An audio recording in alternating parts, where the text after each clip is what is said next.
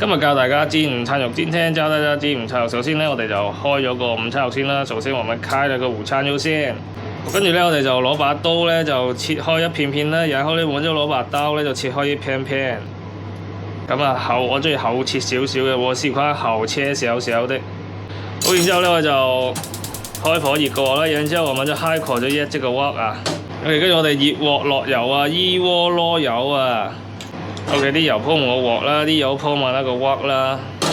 OK， 跟住我哋咧就可以倒啲午餐落去啦。然後我們咧就可以倒些午餐肉下去。睇倒唔倒？誒，俾少少力啊！哎呀，仆街，冚到個機添。係，我哋撩佢出嚟，我們撩它出嚟。撩咗一嚿就 OK 啊，撩你啲鳩咧就 OK 噶啦。唉，快少少啦，唔該。得啦，一嚿落咗嚟啦，咁其他都可以落咗去噶啦，係啊，跟住又分開佢啦，咁樣分開它，好，攞個鑊鏟分開佢啦，攞個鑊鏟分開，屌爛咗添。OK， 然之後底面煎下佢啊，底面煎下它，咁啊煎30秒左右啦，那就煎30秒左右。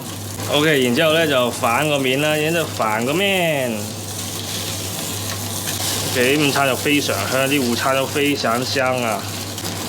OK， 跟住差唔多呢個薄啲咧，就再幫佢反面，呢個差唔多薄啲咧，再幫佢再佢反咗面先。OK， 跟住再反其他啦，再反埋其他。